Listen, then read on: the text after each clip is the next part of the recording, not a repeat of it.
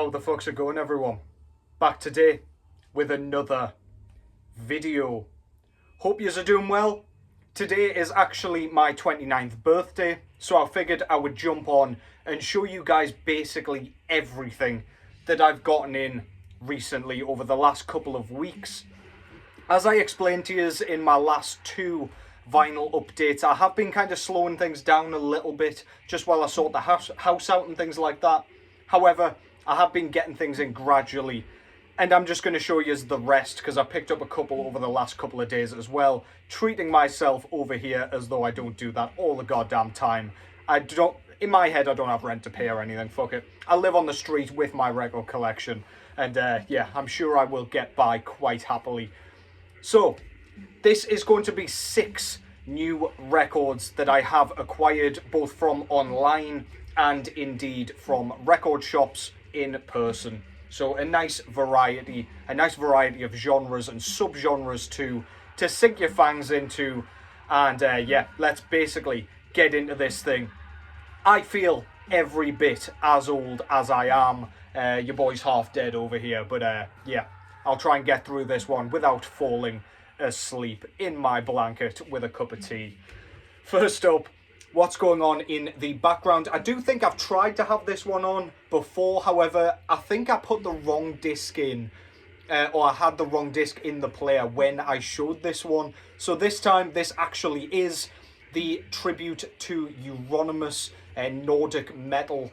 This is a compilation with a bunch of kind of Swedish, Norwegian bands playing both Mayhem tracks and their own original material, just as a kind of homage, I guess, to the Mayhem guitarist after he died at the hands of Varg. But yeah, there's a few bands on here that I'm not super familiar with. The first band, this band, Abruptum, they play a very weird, sparse style of like noisy black metal. It's very mid-paced. As you can hear, that double kick work is kind of going on all the way through, and it's just kind of focusing on atmosphere and I guess kind of ambience for a lot of it. It's just very uneasy listening. It sounds like a man deranged, and yeah, really, really good stuff. But we've got other bands like Dissection on here with Where Dead Angels Lie. We've got Emperor, Marduk, and then Thorns, Ophthalmia, Enslaved. Keith actually gave me this one in his big box of tricks over Christmas, and yeah, this is really, really good. If you don't know what to put on, this is a great one just to shove on. Taste of every kind of black metal band from around that sort of geographical area. Killer stuff. And first up, vinyl-wise, I just got this one in yesterday. This is a bootleg of the debut full-length album from Icelandic death metal band Soraide, entitled The Entity. So this one came out in 1991 originally, and it's been so hard to come by, in fact nigh on impossible to come by ever since its initial release. So this has been bootlegged a couple of times. There was one in 2017 which I remember was floating around. I wasn't super familiar with it, and I wasn't dead into my bootlegs at that time, so I passed up on that. But I believe this is a 2025 bootleg, unless it's just the same kind of run of bootlegs floating around, just kind of coming around again. But this is excellent, excellent death metal. This I would kind of compare to the sort of Finnish sound, mainly in the guitar tone, because there's something about the Finnish kind of rhythm tone. In a similar way to kind of Stockholm having their own sound, the Finnish tone has an almost sort of squeaky, mechanical sort of sound to it. And it is really, really unique to that part of the world. However, Soraide have used that, but taken the Swedish songwriting approach. A little bit difficult for me to kind of describe why I feel that way. It just has a similar structuring in like melody, and then we've got like almost a sort of Gormant-esque beauty to this at times. It's really kind of unnerving and almost mystical at times. On the opening track, Human Recycling, we get like an almost ambient sort of guitar passage, and then we get the chunky guitars in again, then we get a little bit more of the delicate plucking. Just sounds killer. The production is very purposefully done so that it has that aura of real chaos. It's very, very oppressive and just makes you feel like you are being crushed under a tremendous weight. And the vocals are like kind of crackly, croaky growls. Just got a ton of charm, again in that Finnish style. The songwriting, as I say, although it sounds kind of Swedish and they're plucking kind of inspiration from here and there, it is an absolutely astoundingly well-written album. I had to have this one in my collection somehow, and the bootleg was the best and kind of most accessible way for me to grab this one. So yeah, that is Soraide with the Entity. Front cover there, I absolutely fucking love that logo there with the skull in it. It's very jaggedy and yeah, just really nicely drawn. The actual painting there, one of the most eye-catching album covers in death metal in my opinion. We have got some sort of sleep paralysis entity hovering above this poor chap here. It looks like he's kind of sucking the life out of him. His open chest cavity and open cranium for some reason as well, just kind of lying there. His kind of gaping mouth, releasing some noxious breath as well. But yeah, I just love the colour scheme. This demon looks fucking awesome. And yeah, just looks sinister as all hell. Love the kind of red bordering on that too. And the kind of purple squiggly kind of, I don't know, mosaic sort of pattern down here is very, very cool as well. We get more of that on the other side with the track listing, some band photos. I believe these guys were super young when they made this. I mean, this guy, he literally looks about 13 or something. So yeah, really, really astonishing stuff given how young these guys appeared to be. Kind of looks like they're playing like a school talent show or something here. But yeah, absolutely brilliant stuff. Really nicely done bootleg, it has to be said. We get an insert on this one with some more awesome paintings, or a painting, there's not more than one here, but of that demon from the side with fire kind of coming off him. Very cool. Almost reminds me of like a Crash Bandicoot mask, you know, like Uka Uka or something. But yeah, really cool. Love that style, man. And all the lyrics and credits and things on the other side there. This is plain black vinyl, so I will not show you, and I can't because it is already on the turntable just in front of me here. So yeah, I'll not fan you around with that. But yeah, that's Soraide with the Entity to kick off this massive vinyl update. Buckle in, it's probably going to be a long one because a lot of these are coloured vinyl. But next up, I've got a true classic that I picked up just as a treat on my birthday today, just earlier, in my local record shop, Beatdown Records in Newcastle. This, of course, is a Morphice out of Finland with their sophomore full-length album from 1994 entitled Tales from the Thousand Lakes. This was put out through Relapse Records, and this is one of the first sort of bands you would think of when it comes to Finland and Finnish death metal in general, and to be honest, Finnish metal at this point, because they are still going with like a totally different style. Although Karelian Isthmus and like Privilege of Evil and The Demo were very much in that kind of grimy, traditional Finnish death metal style, this one just came out of absolutely nowhere with more melody and more experimentation and progression. The basal sound is that death metal style with the death growls and kind of thrash-laden drum patterns and the kind of dense riffs, dense guitar tone. However, the synth passages are so like noticeable and prominent on this record, along with some like clean vocal passages as well, and it just makes this album so much more than just a death metal record.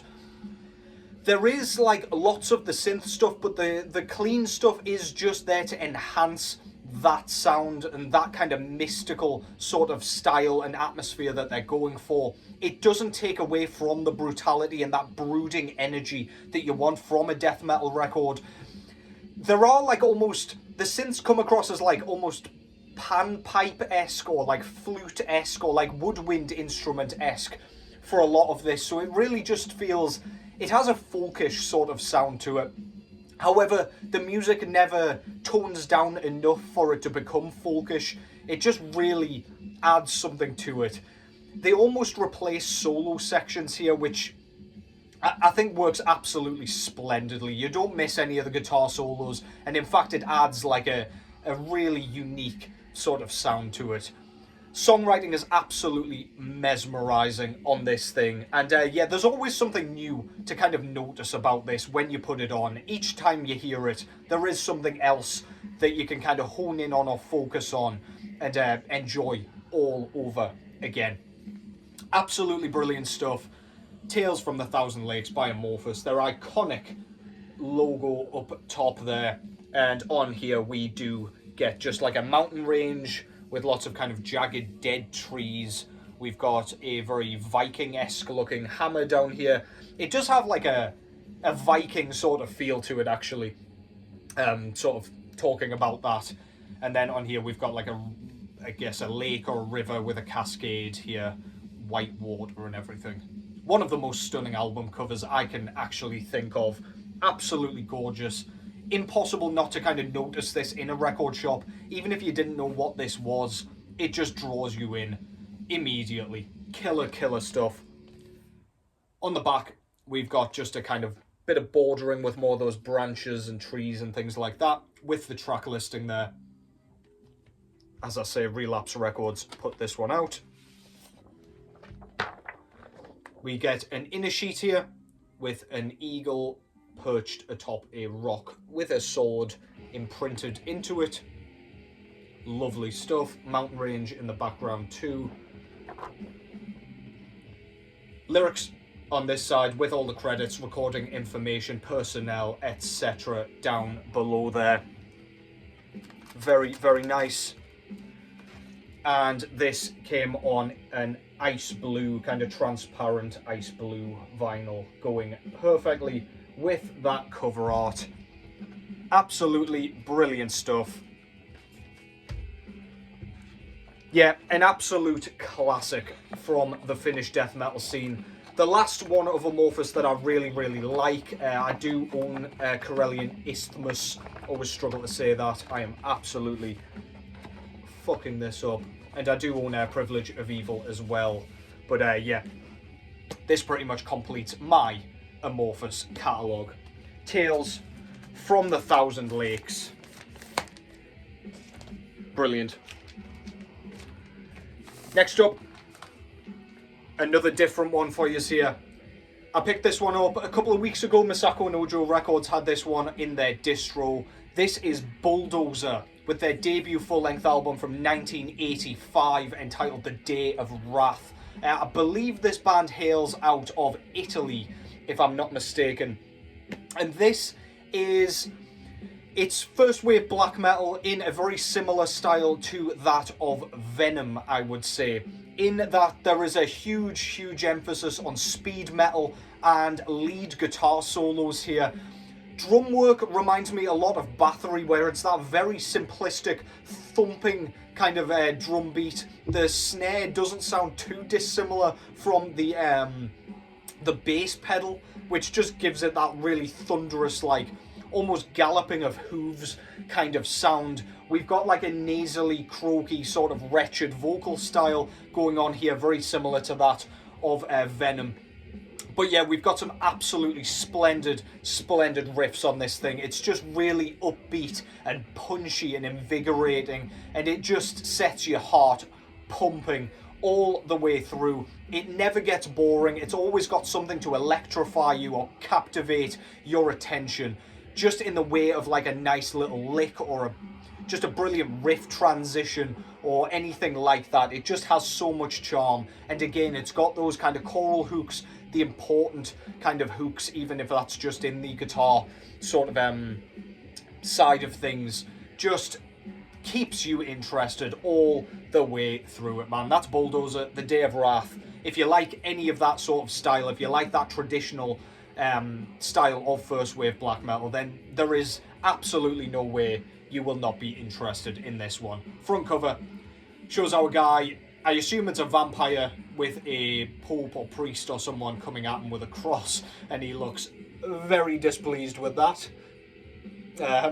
or very pleased, I don't know. Hopefully that's not what's happening there, but yeah, very cool, very DIY, absolutely love it. Massive logo at the bottom there, and of course we've got the title above. He looks way too happy with himself on this side, however. Not sure what's going on there, and this is horrific. Don't know what possessed him to go out dressed like that, but I digress. Track listing up top, we've got all of the recording information and everything up here as well with the personnel. This was put out through Shadow Kingdom Records. This is a repress. We get a nice insert here with all of the lyrics. Some more photos on the other side there with the logo. Again, I really like this kind of purple and red colour scheme. Is there anything else? No. And this is on a yellow and kind of pink / red splatter. Goes very nicely with that logo on the front there. And indeed the priest's kind of a garb, if you will. Very, very cool. Yeah, if you like bands like Venom, if you like bands like Bathory as well, I would say, then give this a whirl. It's not quite as blackened as Bathory, like the vocals are nowhere near as kind of screechy. More on the Venom side, then yeah, you will absolutely dig this if you don't already, of course. But yeah, underrated as fuck, not mentioned enough when it comes to kind of the influences of black metal. But there you go, shove that in your pipe and smoke it. A totally different one next, because this is a genre that I always say that I'm not arsed about at all. But this one, for some reason, I listened to it and I've just found myself coming back to it so much that I wanted to buy it. This is Minor Threat with their self-titled compilation album. I believe the compilation came out in 1981, so this is simply entitled Minor Threat. This is a compilation kind of combining the two 7-inch records from 1980 off the top of my head. This is hardcore punk, but it is very much in the kind of punk style that I would typically not gravitate towards at all. Shouty vocals, simplistic rhythm riffs. The drum work is quite simplistic as well, but there is plenty of D-beat to be getting on with here, which I make no secret, I absolutely love the sound of D-beat, whether it's in punk or anything else. I just absolutely love that style. I love trying to play it, being the key there. But I love playing it, I love listening to it. It's just absolutely my jam. And there's plenty on here, as I say. Despite there being shouted vocals, all of the tracks on this thing, there are quite a few tracks going on here. All of them have like a catchy hook, which is just testament to how well written a lot of these tracks are. The guitars, kind of a sawing sort of tone, but again, simplistic in their style. But none of the tracks merge into one for me. All of them, for one reason or another, one component or another. All of them sound different. All of them have their own little bit of charm, their own different, like, signature, I guess, that just separates them from the rest, which I absolutely think is quality. It's just a great record. I can tell why this is deemed a classic. It just hooked me immediately. I was just in the mood for this type of thing. Minor Threat was just the one that stuck in my head. I was like, you know what? I'll throw it on. If I don't like it, I don't like it. I don't have to hear it again. And my God, has this thing stuck in my goddamn cranium, man. Fantastic stuff. Front cover there shows, I think this is the singer's brother on the album cover. Just kind of, I don't know if he's drunk or just unhappy, but it is an iconic cover all the same. This is the washed out kind of grey version. I think the original is in coloured and it's like yellow, but I digress. I don't know what I'm talking about. But yeah, really dingy. It just screams punk to me. On the other side, we've got a bottle dressed in a leather jacket and holding a bottle of beer with the word hate on it. I don't know if this was like a, I don't know, a lot of these tracks kind of aim at like being straight edge. There is a track called Straight Edge on this one. And I don't know what this signifies, but I assume that's kind of what it's saying, like don't drink, don't smoke, don't do whatever. But anyway, very, very cool regardless. All the tracks there. Their cover of Stepping Stone is absolutely brilliant. Love the way it's kind of, I don't know, all the instruments are in the background at first with the vocal yells, and then it kind of comes in with that just brilliant drum beat. Really, really badass. I can't get enough of that, man. But yeah, really, really cool. Yeah, and all the personnel and recording information down below here. I was trying to figure out who actually put this one out. Discord Records, I do apologise. On the inside here, we get a sort of poster with all of the lyrics on and a bunch of live photos from the band. Really cool logo up top there. Different to the one on the cover, of course. It's just a one-sided thing. And this came on silver vinyl. So this was like a silver or grey edition, hence the washed out album cover. But yeah, I would have been happy with black vinyl or anything, to be honest. It's been one of my most listened to records of the year. Yeah, this will probably push me further towards a little bit more hardcore punk. Just getting the kind of whistle wet with this one. But a great place to start nonetheless. Absolutely fantastic stuff. Minor Threat with Minor Threat. 2 more to go. Your boy's out of breath and sweating over here. It's fucking boiling. I showed one of their demos not too long ago, Lunar Poetry, but here I have gone with Nocturnal Mortem's debut demo, Twilight Fall. So this came out in 1995 originally, I believe, off the top of my head. Ukrainian kind of symphonic black metal. Just a tremendous release, and yet another demo that sounds way better and way more crisp than you would expect from like a mid-90s sort of black metal demo. I think the approach here and the kind of style almost comes across as death metal. I don't know if it is just the production, but then the playing and the actual songwriting approach is very much in that blackened realm. Again, double bass kicks are a massive, massive component of this. Even though a lot of the kind of top playing, like the snare and the hi-hats and everything, is mid-paced, the double bass is fast, and it makes it just feel a little bit faster than it actually is. It's quite deceptive, and it is very, very cool, very like intelligently done. Vocally, we've got screams, we've got everything that you might expect from a black metal record. We do have lots of like twinkling, like nature-inspired ambient sections, which gives it that bit of atmosphere and that bit of, I guess, suspense and tension. I just think it's stunningly done. It's got like a traditional, almost triumphant feel to it. It almost comes across as a little bit Viking-esque again. It's just got that folkish sort of feel. But yeah, the synth work really is the star of the show here. If you took those out, you probably wouldn't be having as good a time. It kind of acts as a lead guitar for a lot of this demo.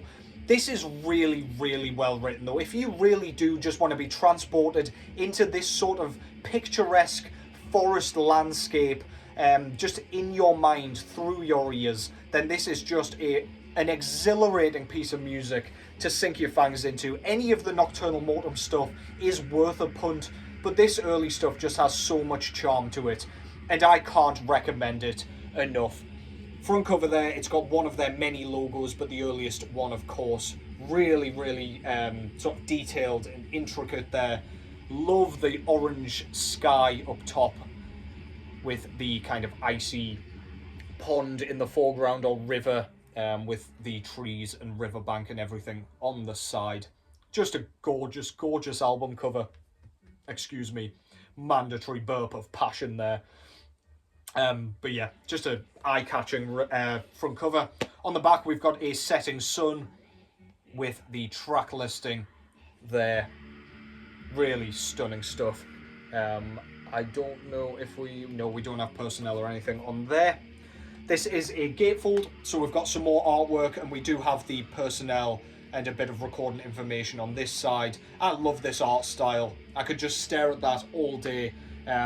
That is beautifully, beautifully drawn. It almost comes across as a photo, unless it is, and I look like an absolute dumbass, but it looks like some sort of glacier or something.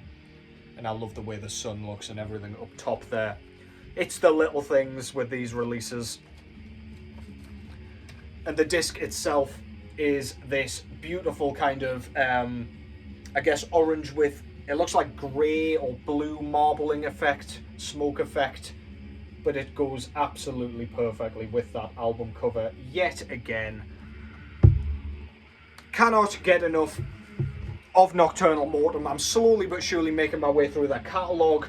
My only record prior to the Lunar Poetry one that I showed a few videos ago that I owned was Verity, which I absolutely love as well. But yeah, I am starting from the beginning this time and working my way through to Verity, which was the last of their releases to date. And finally, I'm going gory with this one. I don't know whether I should kind of show this up close or whatever. Demonetization is imminent. But here we go. This is Regurgitation from 1999 with their debut and only full-length album entitled Tales of Necrophilia. Brutal death metal masterpiece, an absolute classic, coming in at under 30 minutes in length. This is a no-nonsense, traditional kind of ode to that brutal death metal sound. This is a phenomenal kind of celebration of all things gory, guttural and nasty. The drum sound, I can see why it wouldn't be for everyone. We've got a snare that sounds really, really tinny on this thing. It really takes a lot of people out of this. I can totally get it, but I love it. I think it sounds absolutely killer with the brutal death metal sound. When you shove it on something like Saint Anger, of course, it sounds absolutely terrible. But I just think it sounds great. There's something about it. It's just got a really, like, mechanical, metallic sound, not Metallica sound. And it just sounds killer, especially with the blast beat sections. It's just, like, kind of clonking you on the head for a lot of this record, and it just sounds so great. Guttural gurgles, they just sound totally nasty. Toilet bowl stuff, really gross. Makes you want to throw up, makes you want to vomit, makes you want to throw yourself out of a window and set yourself on fire. Really nasty. Killer riffs, detuned, we've got plenty of mid-pace stuff going on here. Quite patiently written despite only being around 28 minutes in length. And it is just an absolute treat for the ear holes, treat for the eat holes. If you like that brutal death metal style. There's not a lot else to say about it. It's just well written. It just has its own style and sound. And it's absolutely fan-fucking-tastic. Regurgitation, Tales of Necrophilia. Front cover shows a dead guy fucking a decapitated woman, basically. In a cemetery. Killer kind of colour palette here with the red logo and the sunset there. We've got an eviscerated woman on the obi strip here with the logo and carved, sliced, severed, incised. Very, very cool. On the back, this piece of artwork right here is fucking awesome as well. Just shows a kind of, I don't know, corroding zombie. Really badass. And then we've got another poor corpse being fucked by a vomiting corpse. Yeah, decapitated, desecrated, mutilated, penetrated. Words to live by right there. Hell's Headbangers put this one out. This is a recent repress, 2025.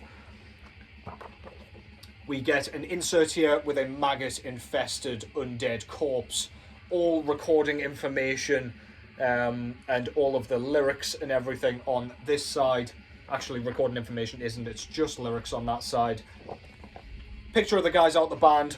A bunch of corpses. Again. I don't know. Reminds me of the Bleeding cover for some reason. I think it's just the way it's drawn. The style is quite similar. But yeah, recording information is on that side of the insert. We get a massive poster of the album cover here. Just quickly show you. You didn't see that, YouTube. Really nice, so full colour poster. And then we get this really nice red-green with black splatter pinwheel vinyl. Just to go perfectly with that nasty-ass album cover. So, so cool. Centre labels as well are badass. I'll just show that one as well because it shows an undead guy impaling a head on a spike. Might as well go whole hog. annoy YouTube as much as physically possible before I fuck off and enjoy the rest of my birthday. Get that in there. And stop fucking around. But yeah, this shit is so good. If you like your brutal death metal and you are not familiar with that one, make yourself familiar. Get acquainted. It's as nasty as the album cover suggests. Regurgitation. Tales of Necrophilia. And that concludes that. Hope you've enjoyed that. I'll be back sooner rather than later. I still have that review to do. I have promised the band and I will absolutely get around to that. I just need to find some time to write a full review and kind of let that sink in fully. But for now, take care as always, and I will catch yous in the next one.